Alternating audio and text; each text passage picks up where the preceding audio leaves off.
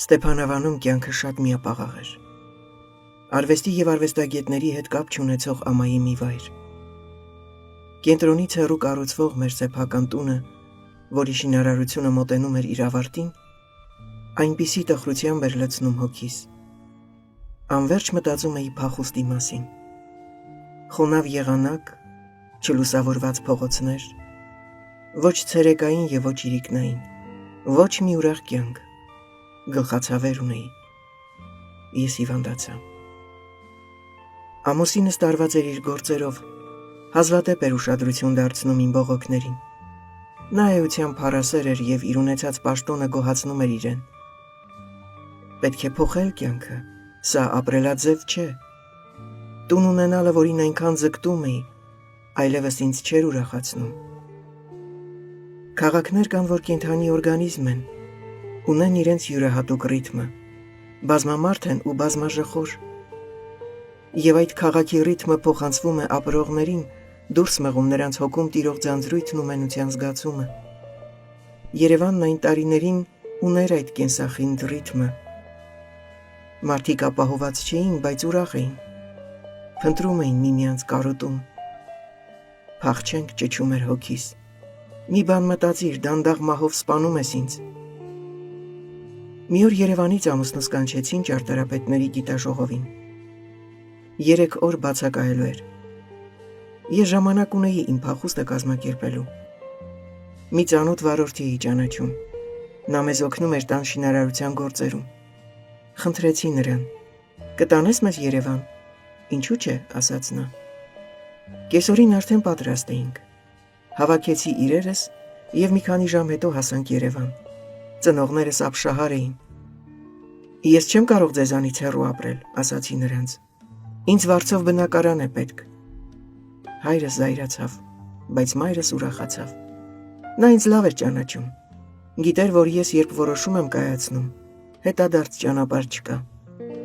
Ծնողներս ունեին ընդամենը մի սենյակ, ուր ապրում էին երեխաների հետ։ Բայց քանի որ ամառ էր, մտածեցի կքնենք դրսում, մինչև բնակարան կգտնենք։ Ու ես կրկին հիշեցի մեր փրկչին, պարոն Աղաբաբյանին։ Մեղքն իմն էր, ես պետք է գտնեի ելքը։ Հզոր ջանքերի տեր աշխատասեր իմ ամուսինը նախաձեռնող չէր։ Նա ամեն վիճակում, ամեն վայրում հարմարվելու ունակություն ուներ։ Անգամ չափից դուրս նրա աշխատասիրությունը չէր օգնում իրեն հոգու խորքում թաքնված տխրությունը ապաքինելու։ Աշխարհը դանդաղորեն զարգանում էր։ Հայտնագործեցին հեռուստացույցը, լվացքի մեքենան, ամեն տեսակ հեռախոսներ։ Աչափնյակում մենք հարմարավետ բնակարան ստացանք։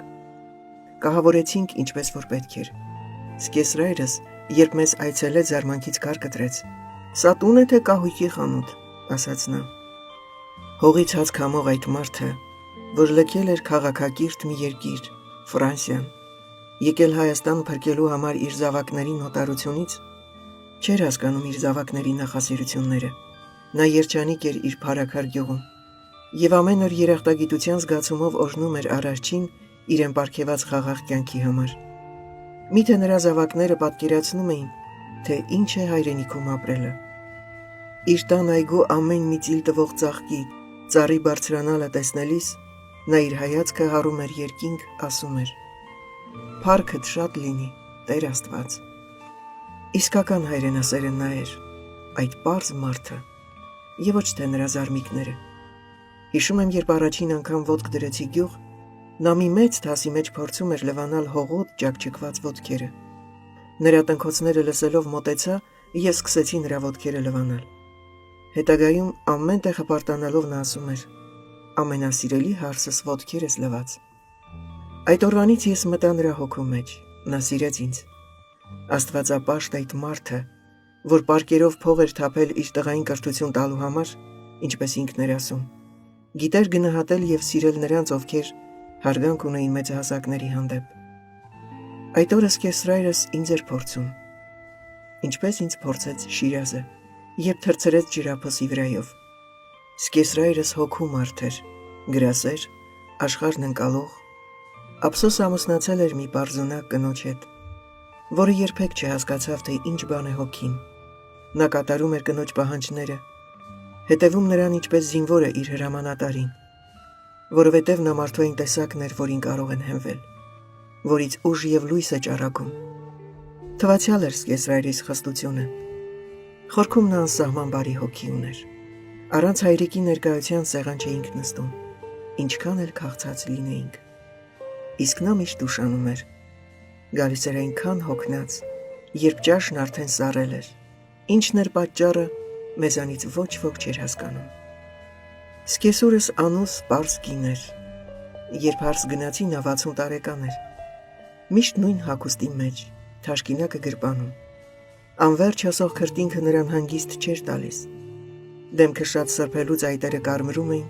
աչքերը լցվում արյունով։ Սկեսրայրս շատախոս էր իր որդու նման, երբ խմած էր լինում։ Ուրիշ հանգամանքներում համարյա չէր խոսում։ Երեխաներս երբ փոքր էին, հաճախ էի թողնում նրանց տանը։ Հողին կպած, հողին մոտ բնության մեջ մեծանալը ամենամեծ երջանկությունն է։ Ես դա զգացել էի, ուզում էի, որ նրանք էլ զգան։ Բայց արդյոք մեր երեխաները նման են մեզ։ Մենք պահում փայփայում ենք նրանց մարմինները, բայց գիտակ չենք նրանց հոգիներից։ Գենետիկա։ Ես մի քիչ հավատում եմ դրան, բայց հաճախ բոլորովին էլ չեմ հավատում։ Դեմքերի նմանությունը ոչինչ չի ասում հոգիների նմանության մասին։ Դա է պատճառը, որ հասակ առնելուց հետո նրանք գնում են իրենց նախաձեռնությունների ետևից, և դու ոչինչ անել չես կարող։ Մի ողջ կյանք ապրել ես, վերջում դու մնում ես մենակ։ Երջանիկ են այն ծնողները, որ մինչև կյանքի վերջին օրը մնում են միասին և բեռ չեն դառնում զավակներին։ Երեխաներս դեռ փոքր էին, երբ մի օր ամուսինս տուն եկավ երջանկությունից փայլատակող դեմքով։ Հասկացա, որ նա կարևոր լուր ունի ինձ հաղորդելու։ Պարզվեց, որ Երևան է ժամանել Ֆրանսիայից մի նշանավոր անձնավորություն, որի նպատակն էր ֆրանսիահայերին ազատագրել Սովետ Միության բռնապետությունից։ Նրա գալուստից ոգևորված ֆրանսիահայերը երազում էին իրենց ծննդավայրը վերադառնալու մասին։ Շատ դեպքեր եղան, երբ նրանցից մի քանիսը, հատկապես երիտասարդ տղաներ, Արաքս գետը լողալով անցել էին Թուրքիա և գերեվարվել թուրքերի կողմից։ Դա լուծում չէր։ Ամուսնուս եղբորը հաճախ էին հարձակնում KGB-ի նկուղում և ծեծի ենթարկում ենթադրելով, որ նա ուզում է Ֆրանսիա վերադառնալ։ Սկեսրայրս բոլորովին տեղյակ չէր իր զավակների մտադրությունների մասին։ Նա երջանիկ ապրում էր իր գյուղում։ Ամռանը վաճառում էր իր հասունացրած լոլիկները, պտղատու ծառերից հավաքած բերքը և աղոթում ամեն օր իր հայրենիքում ապրելու համար։ Մի օր ամուսինս ասաց. «Չես ուզում Ֆրանսիա տուրիստ գնանք»։ «Ինչու՞ չէ», ասացի ես։ Հետաքրքիր է ուրիշ երկիր տեսնել։ Նա գնաց օվիր և խնդրագիր ներկայացրեց, մերժեցին։ Սկսվեց նրա չվերջացող ողբը։ Հիշել էր իր մանկապարտեզը և անverջ երգում էր Ավինյոնի կամուրջի վրա երգը։ Ֆրանսիա գնալուց հեծը մտել էր հոգու մեջ և դուրս չէր գալիս։ Մի օր էլ թե եթե կաշառք չվերցնեմ և գլխավորից չտամ, ինձ կազատեն աշխատանքից։ Գիտեր, որ նախքան դրամ տալը միտումնավոր համարակալում են, որ բռնեն կաշառքի պահին։ Այստեղ եթե մնանք, իմ վերջը բանտն է, ասում էր նա։ Ես գաղափար չունեի, որ սովետական սիստեմը ամբողջությամբ գործում էր կաշառակերության վրա։ Իսկ այն կանայք, որոնք պաշտոն ունեին, դրան հասել էին կամ իրենց մարմնի բարեմասնությունների կամ փողի շնորհիվ։ Իսկ ես միամիտս դեռ ուզում էի գիրք ունենալ։ Բայց չէ՞ որ նույնիսկ այդ սիստեմում ազնիվ բարի մարդիկ կային, ու ես հիշեցի ընկեր Աղաբաբյանին։ Ամուսինս հիմնովին Ֆրանսիա վերադառնալու դիմում գրեց։ Նա այնտեղ էր ծնվել, այնտեղ անցկացրել մանկության տարիները և քաղաքացիության իրավունք ուներ։ 11 ամիս հետո եկավ պատասխանը. այո, կարող ենք արտագաղթել։ Սարսափը պատեց ինձ։ Ուրախ էի ամուսնուս համար, բայց ես տխուր էի, որ թողնելու եմ իմ սիրած երկիրը, ծնողներիս, ընկերներիս և իմ սիրած քաղաքը, Երևանը։ Անցա գործի։ Կահույքի խանութ մեր սենյակը դատարկվեց մի քանի օրում։ Հարևաններիս, հարազատներիս նվիրում էի ինչ ունեի։ Հանձնեցի նաև բնակարանը, այդպես էր օրենքը։ Ոչինչ տանելու իրավունք չունեի։ Ուզում ես արտագաղթել, գնա, բայց ոչինչ հետդ տանելու իրավունք չունես։ Մայրս վշտից քար էր կտրել, անverջ լաց էր լինում։ Ես այդ ժամանակ չէի հասկանում նրան, որ բանտից դուրս գալուց հետո զրկվում էի հարազատներից տեսնելու հնարավորությունից։ Իսկ տեսակցության համար պետք է կրկին բախեի ռուսական դեսպանատան երկաթյա դռները։ Սկեսրայրս ոչինչ չգիտեր։ Ամուսինս իր հարազատներից ոչ մեկին չէր հայտնել այդ մասին։ Նա խիստ գաղտնապահ էր։ Համաստեղությամբ երկու տարբեր անձնավորություն՝ ցուլը եւ աղեղնավորը ապրում էին միասին։ Եվ լավ չէինք ճանաչում միմյանց։ Ես չափից դուրս լավատես, իսկ նա չափից դուրս կասկածամիտ։ Անորոշությունն ու անհայտը նրան վախեցնում էին։ Տարիներ հետո ես հասկացա նրա մտահոգությունները։ Կար մի առավելություն. երկուսս էլ ֆրանսերեն լավ գիտեինք։ Նա թեպետ փոքր հասակում էր եկել Հայաստան, բայց կատարյալ տիրապետում էր ֆրանսերենին։ Ֆրանսիահայերի մեջ տարածված էր մի նախադասություն. ոչինչ մի բերեք ձեզ հետ, բացի լեզվից։ Բայց մենք մեկի փոխարեն 3 լեզու ունեինք՝ հայերեն, ռուսերեն, ֆրանսերեն եւ իհարկե բարձրագույն կրթություն։